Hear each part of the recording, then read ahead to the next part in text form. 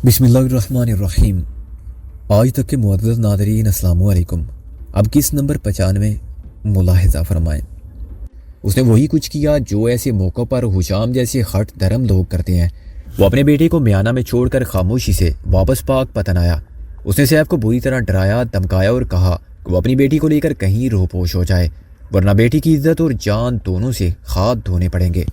Safe جیسا سفید پوش حشام جیسے کرخت چودھری کا دباؤ کیسے برداشت کر سکتا تھا؟ وہ اپنی فیملی سمیت سب کچھ چھوڑ چھاڑ کر ملتان میں آ چھپا، لیکن اب ڈولے کی کوششوں کے سبب وہ ایک بار پھر چھوٹے چودھری راجو کے روبرو تھا۔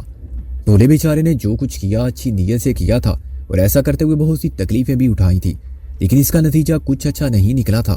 سب کچھ تہس نہس ہوتا نظر آ رہا تھا۔ سیف کو اپنی بے عزتی تذلیل یاد تھی جو چودھری حشام کے ہاتھوں ہوئی تھی۔ اب اس نے اپنی بیٹی کے لیے خوشحال اور بارسو خاوند ڈھونڈا تھا، اور اب وہ چھوٹے چودھری یا بڑے چودھری کی کوئی بات سننے کو تیار نہیں تھا۔ شانی کے دل میں کوکی اور راجو کے لیے عجیب سا درد جاگ اٹھا۔ آج شانی کے سینے میں ایسا دل تھا جو کسی کی ذرا سی تکلیف محسوس کر کے تڑپ اٹھتا تھا، اور دل کی اس تڑپنے میں اپنے پرائے کی تشخیص بھی نہیں تھی۔ کبھی کبھی تو اس معاملے میں بے وقوفی کی حد تک آگے بڑھ جاتی تھی۔ وہ خود کو سمجھاتی تھی، سنبھالتی تھی، بے جا کی ضراب سے بات رکھنے کی کوشش کرتی تھی، لیکن کچھ بھی اس کے بس میں نہیں رہتا تھا۔ وہ ایک توند ریلے میں بہہ جاتی تھی اور اس کی فطرت اسے بہاتی چلی لے جاتی تھی۔ اگلے روز شانی ڈولے اور اس کے بھتیجے کیسر شاہ کے ساتھ ایک تانگے پر سوار میانہ کی طرف جا رہی تھی۔ عارف کمبوا بھی ان کے ساتھ تھا۔ رات کے 9 بجے کا عمل تھا۔ شانی شام ہوتی بڑی راہداری کے ساتھ جوہر آباد سے نکل آئی تھی۔ اس نے ایک بوسیدہ سا برقع اوڑھ رکھا تھا، پاؤں میں ٹوٹی پھوٹی جوتی تھی۔ جوہر آباد سے اس کی روانگی کا علم صرف خالو اعجاز خالہ فیروزہ کو تھا۔ جوہر آباد سے نکل کر انہوں نے 3-4 میل پیدل سفر کیا تھا، پھر ایک تانگے پر سوار ہو گئے تھے۔ اب یہ تانگا ایک طویل سفر کے بعد انہیں نہر پر پہنچانے والا تھا۔ وہاں سے انہیں دوسرا تانگا لینا تھا یا کسی ٹریکٹر ٹرالی وغیرہ کی مدد حاصل کرنا تھی اور پکی سڑک تک پہنچنا تھا۔ رات تقریباً 12 بجے کے قریب وہ نہر پر پہنچے۔ یہاں انہوں نے 2-3 گھنٹے ایک چھوٹے دیہاتی چائے خانے میں گزارے۔ یہاں پر VCR پر پاکستانی فلم لگی تھی اور اکا دوکا مسافر آ جا رہے تھے۔ صبح 3 بجے کے قریب انہیں ایک ایسا تانگا مل گیا جو انہیں پختہ سڑک تک پہنچا سکتا تھا۔ شانی ڈولا تانگے کی پچھلی نشست پر موجود تھے۔ عارف کمبوا اور کیسر آگے تھے۔ عارف کمبوا کی قمیض کے نیچے بھرا ہوا پستول اور کئی درجن گولیاں موجود تھی۔ یہ لائسنسی اسلحہ تھا۔ اگر عارف ساتھ نہ ہوتا تو شانی رات کے وقت اس خطرناک علاقے میں سفر نہ کر سکتی۔ عارف ایک مضبوط شخص تھا اور اس کے ہوتے ہوئے شانی کو تسلی رہتی تھی۔ وہ تقریباً 10 بجے کے بعد گجرانوالہ پہنچ گئے۔ شانی کو لگا جیسے وہ ایک عرصے بعد کسی شہر کا ٹریفک اور گہما گہمی دیکھ رہی ہے۔ گجرانوالہ کے گلی کوچے دیکھ کر اسے کئی بھولی بسری یادیں یاد آ گئیں۔ کبھی کبھار وہ اپنے ابا جی، بھائی وغیرہ کے ساتھ رنگ والی کی کچی گلیوں سے نکل کر یہاں گجرانوالہ آیا کرتی تھی۔ تب اسے یہ شہر ایک بہت بڑی دنیا لگتا تھا، لیکن اب وہ اس سے بڑے شہر راولپنڈی، لاہور وغیرہ دیکھ چکی تھی۔ اب گجرانوالہ اس کے لیے بہت بڑی دنیا نہیں تھا۔ یہاں سے وہ بس میں بیٹھ کر لاہور روانہ ہوئے۔ ڈولا چانی کے ساتھ ہی بیٹھا تھا۔ اس نے اپنے سر سے نیلی چادر ہٹا دی تھی۔ عارف اور کیسر کو بس کے اگلے حصے میں نشست ملی تھی۔ ڈولے نے شانی سے پوچھا، یہ عارف صاحب کیا کرتے ہیں؟ تم کیوں پوچھ رہے ہو؟ بس یوں ہی۔ ان کو دیکھ کر یوں لگتا ہے جیسے کوئی اسٹوڈنٹ لیڈر ہو۔ بڑے زور سے بات کرتے ہیں اور ان کی بات میں اثر بھی ہوتا ہے۔ بس سمجھو کہ یہ اپنے علاقے کا لیڈر ہی ہے۔ یہ ڈاکٹر بیروز کے خاص ساتھیوں میں سے ہے۔ یہ لوگ مل جل کر علاقے میں نئی روشنی لانا چاہتے ہیں، چودراہٹ کا اثر کم کرنا چاہتے ہیں۔ آپ نے عارف صاحب کو کیا بتایا ہے کہ ہم کہاں جا رہے ہیں؟ سب کچھ بتا دیا ہے، تم بے فکر رہو۔ میرے دل میں بڑی امید پیدا ہو گئی ہے باجی جی۔ مجھے لگ رہا ہے کہ آپ اور عارف مل کر اس معاملے کو سنبھالیں گے۔ بس تم دعا کرو، شانی نے کہا۔ چند لمحے کے توقف کے بعد ڈولے نے شانی سے پوچھا، آپ نے اپنے آنے کے متعلق گھر میں کیا بتایا ہے؟ گھر میں صرف خالو اور خالہ کو اصل بات کا پتہ ہے، باقیوں کو یہی معلوم ہے کہ میں جمشید سے ملنے گجرانوالہ جیل آئی ہوئی ہوں۔ تقریباً 1.5 گھنٹے میں بس لاہور میں بادامی باغ کے وسیع و عریض اڈے پر پہنچ گئی۔ یہاں سے انہیں ملتان کی بس پکڑنا تھی۔ معلوم ہوا کہ ملتان کے لیے اگلی ایکسپریس بس کچھ لیٹ ہے اور 2 گھنٹے بعد روانہ ہوگی۔ وہ انتظار گاہ میں آ بیٹھے۔ اس بس اسٹینڈ کے ارد گرد وسیع و عریض لاہور پھیلا ہوا تھا، ایک عظیم الشان شہر، سینکڑوں شاعرائیں، ہزاروں گلیاں ان گنت کر۔ شانی کا دھیان آپ ہی آپ لاہور کے نواب میں واقع اس گھر کی طرف چلا گیا جہاں ایک بہت بڑی 4 دیواری میں چودھری بشیر رہتا تھا، اور چودھری بشیر کے ساتھ منا بھی رہتا تھا۔ اس کی توتلی زبان میں تاتی کہنے والا، اس کی گود کو ماں کی گود سمجھنے والا۔ ایک عجیب سی بےتابی شانی کے رگو پے میں دوڑنے لگی۔ اسے لگا کہ اس کا دل اندر سے رو رہا ہے۔ وہ منع کے شہر سے ہو کر گزری تھی، منع سے ملے بغیر۔ وہ کچھ دیر تک سوچتی رہی۔ پھر اس کے اندر سے ایک عجیب لہر اٹھی اور وہ اٹھ کھڑی ہوئی۔ کہاں جا رہی ہو بہن؟ عارف نے پوچھا۔ کہیں نہیں، بس ایک فون کرنا ہے، شانی نے کہا اور انتظار گاہ سے باہر نکل آئی۔ سامنے ہی ایک PCO تھا، ماحول پرسکون تھا، کیبن بنے ہوئے تھے۔ شانی کا دل بے طرح دھڑک رہا تھا۔ وہ ایک کیبن میں چلی گئی۔ اس کے شولڈر بیگ میں کوٹھی کے 2 نمبر موجود تھے۔ ان میں سے ایک چودھری بشیر کے بیڈ روم کا تھا، دوسرا کامن روم کا۔ اب شام ہونے والی تھی۔ شانی جانتی تھی عموماً اس وقت چودھری بشیر فیکٹری سے گھر آ جاتا ہے۔ اس نے تصور کی نگاہ سے دیکھا، وہ کپڑے بدل کر کامن روم کے نیلے صوفے پر پھیل کر بیٹھا ہوا ہے۔ باسی فردوس، زورا یا کوئی اور نوکرانی اس کے لیے چائے بنا رہی ہے۔ منا ڈرا سہما سا ایک طرف لیٹا ہے۔ منی کی صورت نگاہوں میں گھومتے ہی شانی کا تذبذب ختم ہو گیا۔ اس نے 2-3 گہری سانسیں لیں، پھر لرزاں انگلیوں کے ساتھ چودھری بشیر کی رہائش گاہ کا نمبر پریس کیا۔ پہلی 2-3 کوششیں کامیاب نہیں ہوئیں۔ شانی نے دوسرے نمبر پر ٹرائی کی۔ دوسری طرف چند سیکنڈ تک گھنٹی بجی، پھر ایک ایسی آواز شانی کے کانوں سے ٹکرائی جس نے اسے سرتاپا محبت اور خوشی سے معمور کر دیا۔ اسے لگا جیسے اس کے جسم کا ہر ذرہ جی اٹھا ہے۔ یہ منا تھا۔ اس کی معصوم آواز ابھری، ہیلو، کون بول رہا ہے جی؟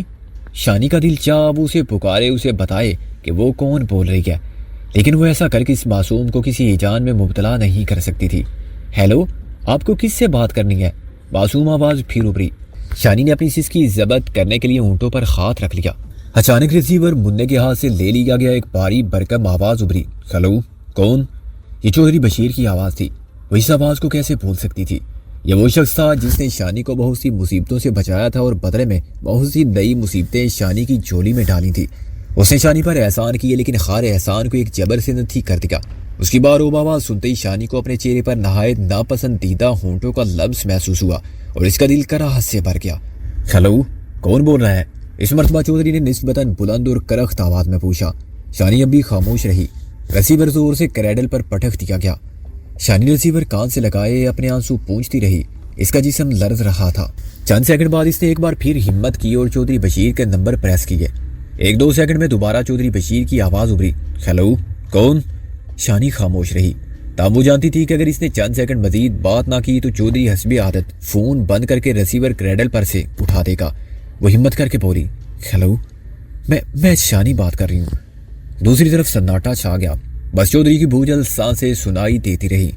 چند سیکنڈ بعد چودھری نے ٹھہرے ہوئے لہجے میں کہا، مجھے اپنے کانوں پر یقین نہیں ہو رہا، کیا واقعی یہ تم ہو؟ ہاں، میں شانی ہوں، اسی سے کر بولی۔ تو آج یاد کیسے کر لیا تم نے؟ چودھری کی آواز میں شدید طنز تھا۔ پہچانتی ہوں آپ کو مجھ سے بہت سی شکایتیں ہیں، یقیناً ان میں بہت سی شکایتیں ٹھیک بھی ہوں گی، لیکن آپ دیکھ ہی رہے ہیں جو کچھ میرے ساتھ ہو رہا ہے، کچھ بھی میرے بس میں نہیں رہا۔ ہاں، سب کچھ اس کے بس میں چلا گیا ہے جس کے بس میں تم خود چلی گئی ہو۔ بشیر کے لہجے میں زہر تھا۔ جی میں سمجھی نہیں۔ اب اس میں سمجھانے والی کیا بات ہے؟ کٹھولی کے میلے والے قصے کے بعد ساری دنیا جانتی ہے کہ چودھری ارشاد کی شرما والی دی رانی کس قاتل ڈکیت کے بس میں ہے۔ ساری دنیا جانتی ہے۔ خدا کے لیے چودھری صاحب، میں پہلی زخمی ہوں، مجھے اور زخمی نہ کریں۔ میں زخمی کہاں کر رہا ہوں؟ زخمی تو تم نے کیا ہے ہم دونوں باپ بیٹے کو، اور اتنی بے دردی سے کہ اس کی مثال نہیں دی جا سکتی۔ تو میں نے کچھ نہیں کیا ہے، میں نے کہا۔ ہاں، تم نے کچھ نہیں کیا، لیکن تمہارے کمرے سے ملنے والی وہ گولیاں اس ڈکیت رستم کے پستول کی تھی۔ تم نے کچھ نہیں کیا ہے، لیکن تمہارے سامان سے ملنے والا وہ موبائل سیٹ بھی رستم سے گپ شپ کرنے کے کام آتا تھا۔ تم نے میرے گھر میں رہ کر میرے گھر میں نقب لگائی ہے شانی۔ میرے پاس پورے ثبوت موجود ہیں۔ تم نے کھلی دغا بازی کی ہے۔ میں نے کچھ نہیں کیا چودھری، کبھی موقع ملا آپ کو بتاؤں گی۔ اب تو بس ایک درخواست کرنے کے لیے فون کیا تھا۔ کوئی اور زخم لگانا ہے؟ چودھری کی آواز میں درد تھا۔ شانی چند سیکنڈ خاموش رہنے کے بعد بولی، مجھے ایک دفعہ مننے سے ملا دیجیے، بس ایک دفعہ اسے، بس 2-4 دن کے لیے میرے پاس چھوڑ جائیں۔ میرا وعدہ ہے کہ میں اسے خود آپ کے پاس پہنچا دوں گی۔ نہیں شانی، اب بس ہمیں معافی کر دو تو بہتر ہے۔ میں نے اپنے بچے کو بڑی مشکلوں سے سنبھالا ہے، اب وہ تم سے دور ہی رہے تو بہتر ہے۔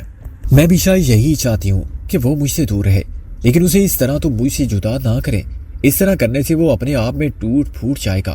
میں 2-3 ملاقاتوں میں خود ہی اپنے اور اس کے درمیان فاصلہ پیدا کر لوں گی، یہ میرا وعدہ ہے۔ فاصلہ پیدا ہو چکا ہے، بشیر ٹھہرے ہوئے لہجے میں بولا۔ منا تمہارے بغیر جینا سیکھ رہا ہے۔ آپ صحیح نہیں کر رہے، میں جانتی ہوں۔ میں نے ابھی اس کی آواز سنی ہے، مجھے اس کی آواز بتا رہی ہے کہ وہ کتنا دکھی یا کتنا خوش ہے۔ تم نے میری آواز بھی تو سنی ہے، میری آواز تمہیں کیا بتاتی ہے؟ چودھری بشیر کے لہجے میں زہریلی کاٹ تھی۔ شانی سسکنے لگی۔ دوسری طرف چودھری یکسر خاموش تھا۔ آخر شانی نے کرا کر کہا، अच्छा मुझे उसकी आवाज़ ही सुना दे। मैं नीरा खोता नहीं हूँ, थोड़ी बहुत अकल अल्लाह ने मुझे दी हुई है। तुम अपनी आवाज़ सुनाकर उसके और मेरे सुकून को फिर से बर्बाद करना चाहती हो? नहीं, मैं नहीं बोलूँगी, बस उसकी आवाज़ सुनूंगी। वो रोते हुए बोली, सॉरी मैं ये नहीं कर सकता। मैं उसके लिए पूरा सेटअप बना रहा हूँ, उसके लिए इस घर को फिर से आबाद कर रहा हूँ। बेहतर है कि तुम और तुम्हारी बेरहमी अब हम बाप बेटे से दूर रहें। उसके साथ ही फ़ोन बंद कर दिया गया। शानी जब इंतजार गाह में वापस पहुंची तो उसकी आंखें सुर्ख थी। क्या बात है बाजी जी, आपकी आंखें? डोले ने पूछा। कुछ नहीं, उधर बसों का धुआं बहुत ज्यादा था। शानी ने बात बनाई और एक कोने में सिमट कर बैठ गई। मुन्ने की सदा उसके कानों में गूंज रही थी और उसके साथ साथ चौधरी की आवाज भी। उसने कहा था, मैं इस घर को फिर से आबाद कर रहा हूँ। पता नहीं से चौधरी का मतलब क्या था। वो लोग रात 12 बजे के करीब मुल्तान पहुंचे, जहाँ उन्होंने एक दरमियाने दर्जे के होटल में क़याम किया। डोले के बयान के मुताबिक ये जगह होटल डिलैक्स से ज्यादा दूर नहीं थी। राजू और उसका दोस्त पेजा गुज्जर होटल डिलैक्स ही में ठहरे हुए थे। उन्होंने 2 कमरे लिए, एक में शानी ठहरी हुई थी, दूसरे में डोला और आरफ कमवा। कैसर अपने घर वापस चला गया। शानी देर तक बिस्तर पर करवटें बदलती रही और आइंदा हालात के बारे में सोचती रही। इसे कुछ अंदाजा नहीं था कि राजू इसकी बात मानेगा या नहीं। इसी तरह इसे सैफ के रवैये के बारे में भी कुछ अंदाजा नहीं था। रात आखिरी पहर वो सो गई। सुबह वो कदरे देर से उठी। इसे डोले ने जगाया था। जोरदार दस्तक की आवाज सुनकर शानी खड़बड़ाती हुई बिस्तर से नीचे उतर आई। इसने दरवाजा खोला। डोले के चेहरे पर हिजान के आसार थे। बाजी, वहाँ चाचे सैफ के घर के सामने झगड़ा हुआ है। किसका झगड़ा? 3 बंदों ने राजू को बुरी तरह मारा है और गाड़ी में डालकर कहीं ले गए हैं। अभी कैसर ने आकर मुझे बताया है। इंशाअल्लाह खैर। शानी के चेहरे पर गहरी तशवीश उमड़ आई। फिर वो जरा समझ कर बोली, राजू का दोस्त पेजा उसके साथ नहीं था? नहीं जी, कैसर आगे बढ़ते हुए बोला। वो 2 दिन से राजू के साथ नजर नहीं आ रहा था, शायद कहीं गया हुआ है। अब जल्दी चलें, पता नहीं वो लोग उसे कहाँ ले गए हैं, कहीं उसकी जान ही ना ले लें। वो थे कौन? शानी ने पूछा। उनमें से एक कोकब का मामा खलील है। 2 बंदे बाहर के थे, वो जीप पर आए थे, उसी जीप पर ले गए हैं राजू को। डोले ने जवाब दिया। आरफ को जगाओ, शानी ने डोले से कहा। 2 मिनट बाद आरफ भी उनके सामने था। शानी ने उसे सारी सूरत बताई। वो जल्दी से मुंह हाथ धोकर होटल से बाहर निकल आए। कैसर ने टैक्सी रुकवाई और वो चारों उसमें बैठ गए। टैक्सी तेजी से हयात कॉलोनी में वाक़े करियाना फरोश सैफ के घर की तरफ रवाना हो गई। रास्ते में कैसर ने बताया कि परसों रात भी राजू और कोकी के मामे खलील में तलख कलामी हुई थी। खलील ने राजू को बुरा भला कहा था और धमकी दी थी कि अब वो वीडियो की दुकान पर बैठा नजर न आए, वरना वो उसके हाथ पांव तोड़ देगा। राजू ने कहा था कि वो किसी को तंग नहीं करता, सिर्फ यहाँ बैठता है और उसे बैठने से कोई रोक नहीं सकता। कल सवेरे चाचे सैफुल्ला ने ईंटें लगवाकर छत की मुंडीर ऊंची करवा दी थी। इससे अंदाजा होता था कि शायद कोकी भी राजू को देखने के लिए छत पर आती थी। टैक्सी ने भी 1.5-2 किलोमीटर ही तय किए होंगे कि सामने से आने वाले एक मोटरसाइकिल सवार ने टैक्सी में डोले को पहचान लिया और हाथ से रुकने का इशारा किया। यह नौजवान कैसर का दोस्त था। उसने कैसर और डोले वगैरह को बताया कि राजू का पता चल गया है। तफसील बताते उसने कहा, मैं थाने जा रहा था, शायद वो लोग उसे थाने ले गए हों। रास्ते में शाब फैक्ट्री के साथ दरख्तों में कुछ बंदे जमा थे। मुझे शक गुजरा, मैंने रुककर देखा तो वो राजू था। उसके नाक मुंह से खून बह रहा था। एक हाजी साहब उसे गर्म दूध पिला रहे थे। अभी वो वही है। मैं हाजी साहब से कहकर आया हूँ कि इसका ख्याल रखें। मैं अभी 10-15 मिनट में वापस आ रहा हूँ। इसका मतलब है कि वो लोग उसे मार कूट कर वहां फेंक गए हैं? आरफ कमवा ने कहा। बिल्कुल जी, उसके कपड़े फटे हुए हैं, सर पर भी चोट आई है, पतली हालत है बेचारे की, कैसर के दोस्त ने कहा। टैक्सी का रुख फौरन शाब फैक्ट्री की तरफ मोड़ दिया गया। टैक्सी को गुंजान इलाके से निकलकर खुली सड़क तक पहुंचने में 20-25 मिनट लग गए। ये सुबह का वक्त था।